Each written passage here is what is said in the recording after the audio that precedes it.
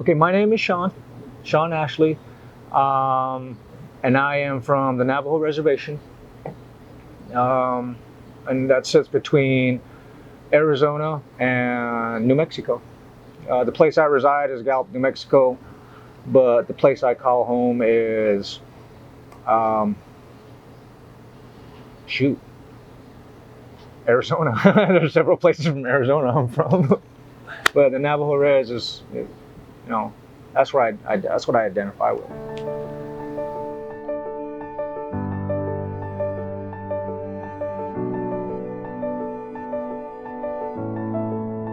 If someone asked me to describe poverty in Gallup, I would say that it's so ingrained in the culture and the society that it's not even mentioned. And if you mention it, you're playing a race card, you're playing a poverty card, you're trying to set somebody up, and that usually comes from the majority, which is kind of weird because majority in Gallup is the minority. 95% of the population is Native American, and the other 5% is other. But there's still that control of the majority, I guess, for lack of a better word. So it's talked about, it's not really addressed.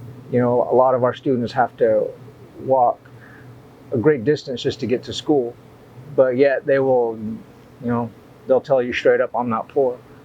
And I think it's a lot of denial, and that's what I think it's intentional from one side, and on the other side, people that are impoverished, there's a certain pride that we're not poor, we're not like that. Poor is what you see in other countries, but here in America, it's not. But I think that's what they're told. That's just the status quo, and they just repeat it, whether they believe it or not. So I think that's how poverty is treated. It's dismissed, it's denied, it's not really addressed, but it's there, it's visible. For a while, I've got memories from my childhood in this home.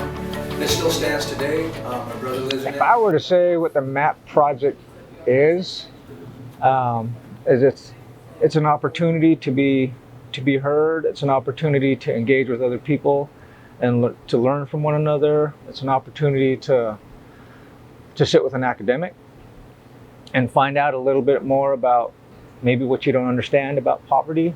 It's an opportunity to network with other people, to learn things about other communities that that you might have overlooked in your own community, and that might spark something in you that to maybe activate yourself and get out in the community and use your voice to let people know that these hardships that we're going through as a people might be on purpose. So if that's true, what are you going to do about it? I think that was how that's how I was introduced to it. Would you like to be a part of the team? It was an invitation, and for me personally, it took a lot of courage to say yes, I'm going to give it a shot. Coming from Gallup, every opportunity to change, it seems like it's loaded. It's got a double edge, so it doesn't really take you anywhere, or it only gives you access to certain jobs, or in my case, you can try to get an education, but the community college there is only set up to give you so much, but you're going to have to move out in order to finish your education. And if you're poor, that's not even an option. So for me, MAP project is just an opportunity to self-actualize and to take advantage of, not take advantage, but use a group of people that you're working with to gain some footing in your reality, especially if you're poor. And that's what I like about MAP, is that, as an activist in the MAP project, I might be, I might not have the language to describe my place, but an academic next to me or a practitioner next to me might, describe a part of their work or describe a theory that they've studied in school. And to me, I was like, yeah, that makes sense to me. I don't have the knowledge base and the language that you have, but I have the experience.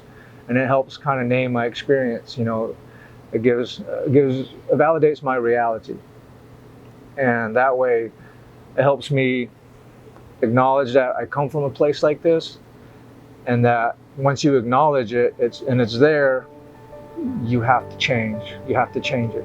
And I think that's what MAP means to me. Yeah, I think of the 9 dimensions: work, the work stuff, the employment stuff, and the hardships. I guess there's that connection between the general mindset of what poverty is you know, it's a lack of money, and if it's money that you need, you just need to work. And if you don't have enough money, you're not working hard enough. But you know, I come from a family of hard workers, and we grew up poor. My family now is everything goes to bills, everything goes to house. You know, the security of our family, and you know, rarely do we get the chance to, you know, to buy the things that we want. You know, it's need based. You know, it's money goes for you. It's toward your needs. So it seems like it's pretty straightforward. The connection is there. You know, you get a job, you're not poor. But I just don't think that's true. You know, it's a little bit more. It's trickier than that, I think. I think there was a survey done by Somos Un Pueblo. It's a group out of Santa Fe that works primarily on wage theft. And they showed up at North Campus also to do a survey, to connect with people. And they did a research in Gallup, which is fairly current. And the number one job that you can hope to get in Gallup is food service. And that's it. Or house cleaning. And you're cleaning motels or you're working fast food.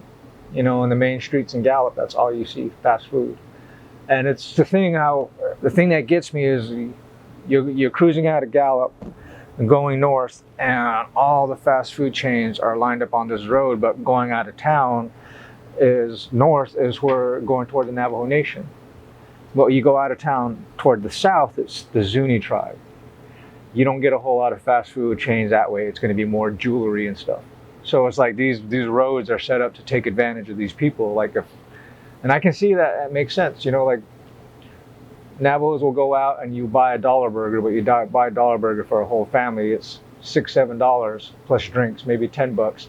And for every car that comes by, that's a lot of money on the way home. You know, so it's that, you know, and they're just making money off us, and then it's just $1, you know. But the people that work the food service industry are largely Native American Hispanic people. And I think no access to benefits. If you get a job, then you work hard. People sabotage one another to get your hours, and the employers keep everyone's hours under 40 so that they don't have to pay benefits. You know, and I think I've heard that across the board while we've been here with the research. It's like, you know, employers are, you know, it's willfully ignorant, I think was what we heard, or just what I heard in our group. It's just that they know these are ways that you can cut corners and take advantage of people. So I think it's just no access, period, to anything.